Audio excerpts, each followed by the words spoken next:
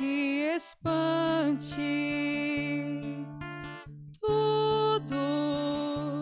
Tudo passa.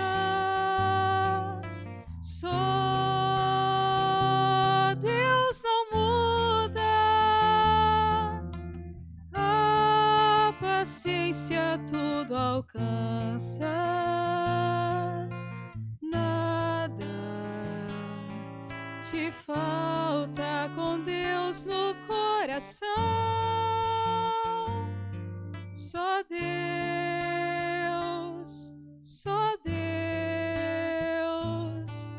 te basta. Em nome do Pai, do Filho e do Espírito Santo. Amém. Que a graça de nosso Senhor e Salvador Jesus Cristo, o amor do Pai, a comunhão do Espírito Santo esteja com todos vocês. Bendito seja Deus que nos reúne no amor de Jesus Cristo. Oremos, irmãos e irmãs. Ó Deus, que pelo exercício da Quaresma já nos dais na terra participar dos bens do céu. Guiai-nos de tal modo nesta vida que possamos chegar à luz em que habitais. Por nosso Senhor Jesus Cristo, vosso Filho, na unidade do Espírito Santo. Amém. Então, queridos irmãos e irmãs, mais uma vez aqui nós nos encontramos para meditar a palavra de Deus no nosso programa por intercessão de Santa Teresa de Jesus. Só Deus basta. E a palavra de Deus ela encontra no Evangelho de São Lucas, capítulo 15, no versículo de 1 a 3 e de 11 a 32. O Senhor esteja convosco e Ele está no meio de nós. Proclamação do Evangelho de Jesus Cristo, segundo Lucas. Glória a vós, Senhor. Naquele tempo, os publicanos e pecadores aproximaram-se de Jesus para o escutar. Os fariseus, porém, e os mestres da lei, criticavam Jesus. Este homem acolhe os pecadores e faz refeição com eles. Então Jesus contou esta parábola. Um homem tinha 2 filhos.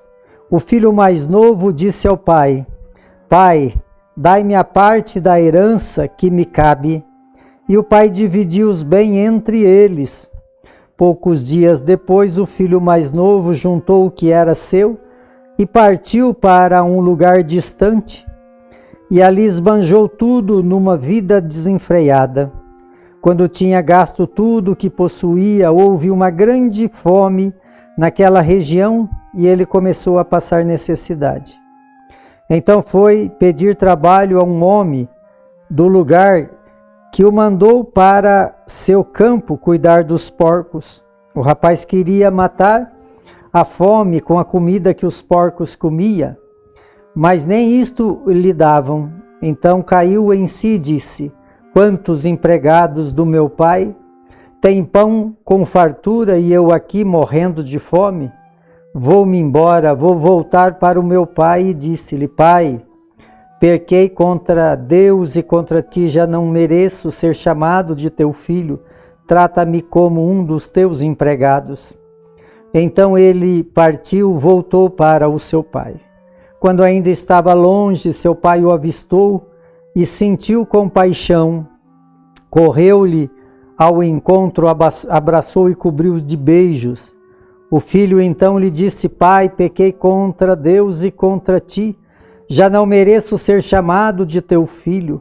Mas o pai disse aos empregados: Trazei depressa a melhor túnica para vestir meu filho, e colocai um anel em seu dedo, sandálias nos seus pés.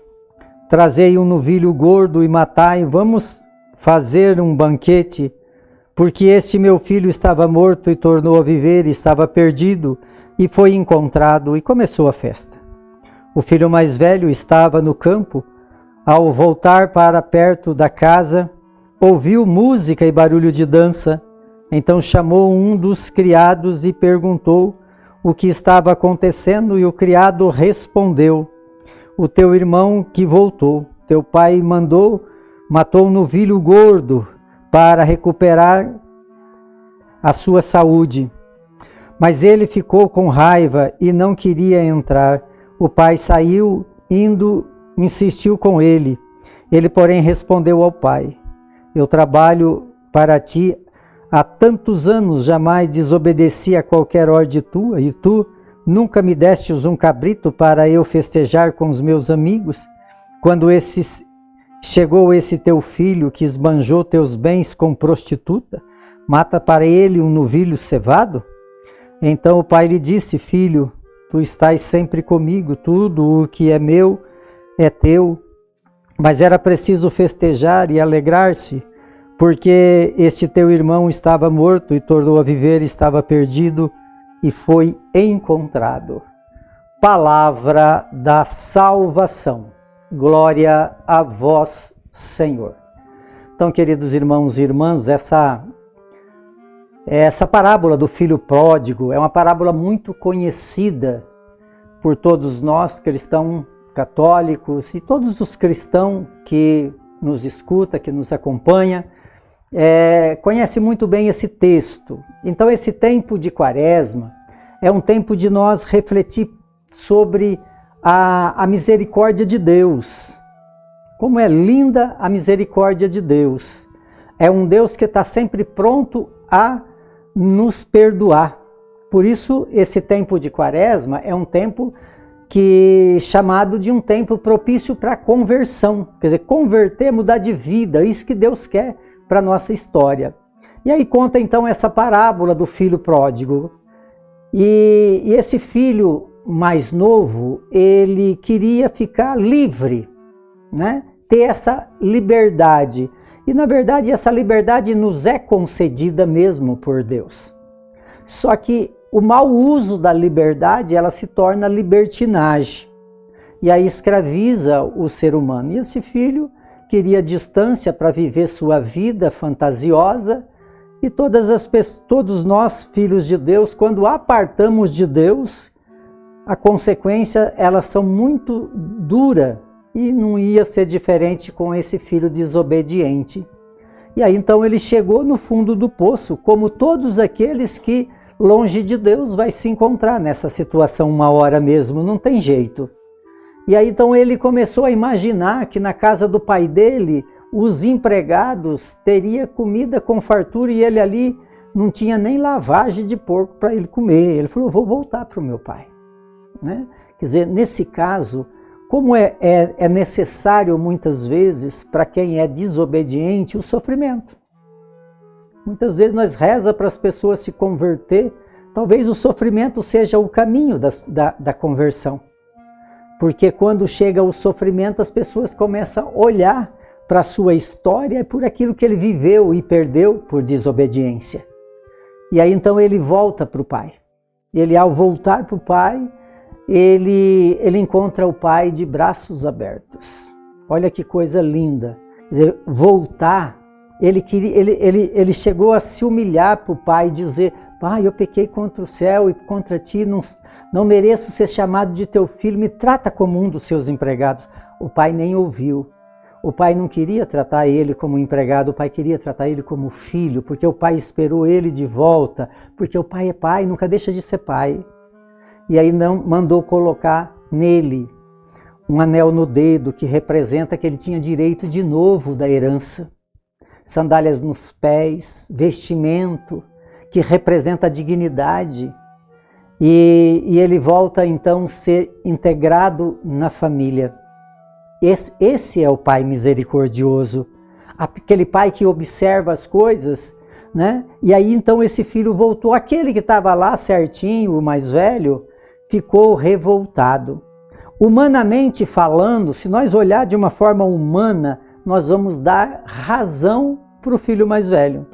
Mas se nós olhar para esse pai misericordioso, que quer também que nós tenhamos misericórdia dos nossos, nós vamos entender que aquilo que aconteceu com o filho mais novo, de voltar arrependido, nós vamos entender então que ali existe a grande verdade de Deus. Aquele que foi reintegrado à família, aquele que foi trazido de volta, não quis ser empregado não, mas filho, quando nós voltamos, então, esse tempo, se nós distanciamos de Deus por um motivo ou outro, esse tempo é um tempo de voltar, né? Porque nós não podemos ficar no mundo tendo um Deus misericordioso, cheio de amor, querendo nos curar, nos salvar e nos libertar, e nós aí no mundo, usando mal a nossa liberdade, vivendo essa libertinagem, vivendo nessa escravidão. Quantos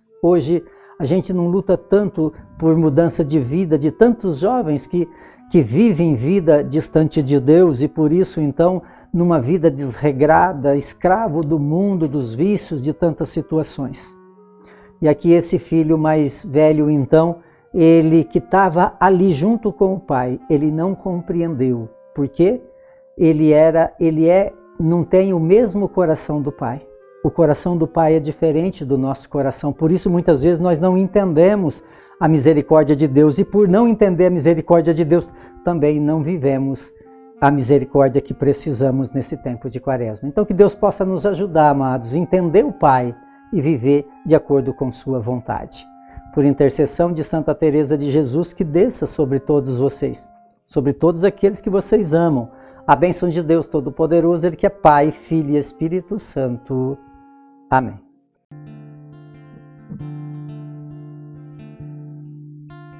Nada te perturbe, nada te espante, tudo passa, só Deus não muda, a paciência tudo alcança, nada te falta com Deus no coração, só Deus